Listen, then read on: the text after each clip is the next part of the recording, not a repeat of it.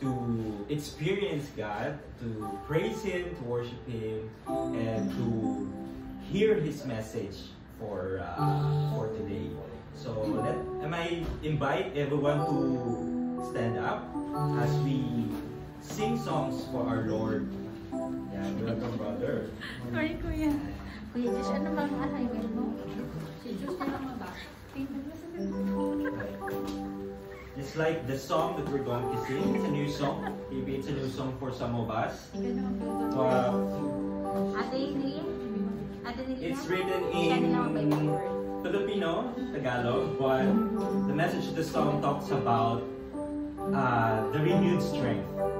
Yeah. So in life, we will experience, we maybe feel tired or exhausted sometimes.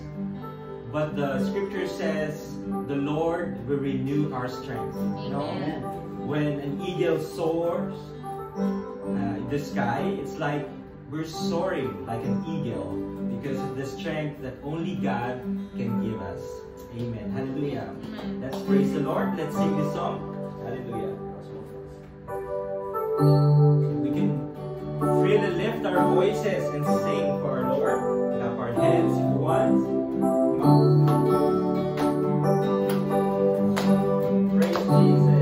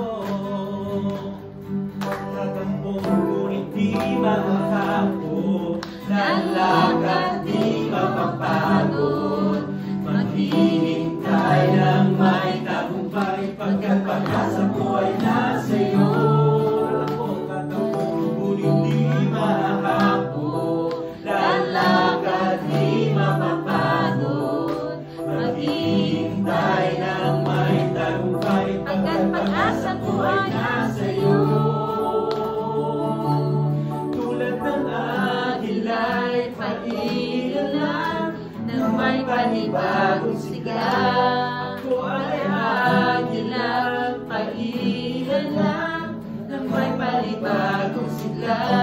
Ikaw ang hangin na tumulak sa akin, sibaw ng bagyo na nangangalit. O Diyos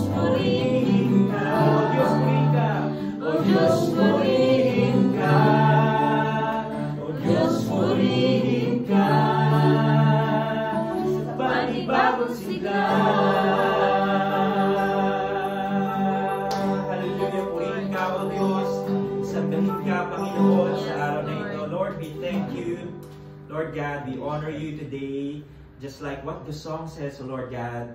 You give us strength, you renew our strength, Panginoon, you restore us, O God. Yes, and Lord. we continue, Lord God, to be in your presence right now, Lord God. We thank you for another day, another hope, Lord God. We thank you for the blessings of life. We thank you, Lord God, that you made it possible, Lord, that we came here in this place, Lord God, to gather, to fellowship, Lord, to hear your words, to sing songs, heavenly songs, Lord God, that we lift your name, Lord God. Thank you for your love for each of us here today. Lord, you know the names of the people here, each of us, Lord, you know our hearts, and you know, Lord God, what we long for, and we long to be with you, Lord God, and we thank you that you made it possible that we are here today. Lord God, we come before you.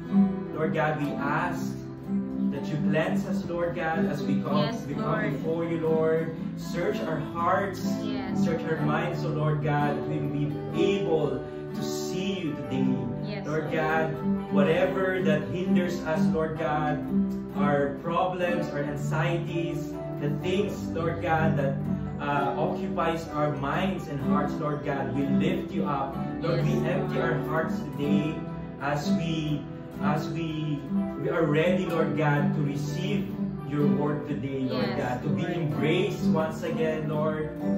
Lord, it is you who you called us, Panginoon, in this place. And right now, Lord, we just want to focus our hearts and minds, Lord God, so that we may be able to see you today. Lord, bless your servant that we're going to preach your word today. Lord, cover her in your mighty hands, Lord, that we may be able to see your face, Lord God, upon her, that we may be able to hear your words, and it will change our hearts, Lord God. Yes, Lord. Lord, we come here before you because we want to receive your message. We come before here today, Lord God, because we want to glorify you, Lord God, in our lives. Lord. And right now, as we fellowship with one another, Lord God, as we sing songs, as we hear the testimony of one another, let your name be glorified in our midst, Lord God.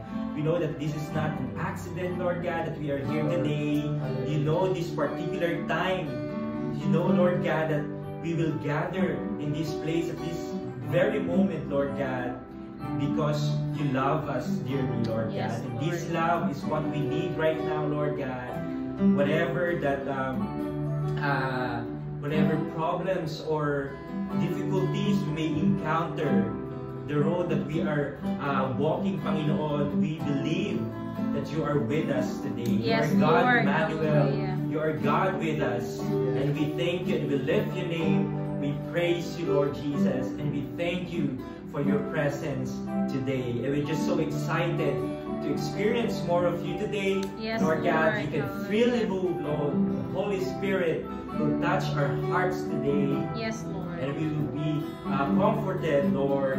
We may be, our hearts will be taught once more by your word. Yes. We praise you and we glorify you, and we pray also, Lord God, our brothers and sisters, that they are on their way here, Lord. May you protect them and you guide them, Lord God, as they reach this place, oh God. We thank you and we honor you. This is our prayer in Jesus' mighty name. Amen. Let's stop. So we go to our scripture reading. This is from Galatians 5, verses 22 until 26.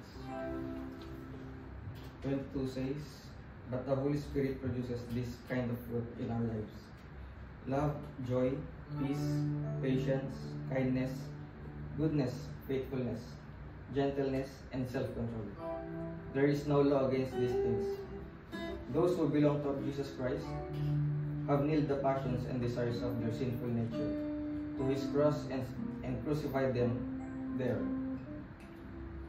Since we are living by the Spirit, let us follow the Spirit's leading in every part of our lives.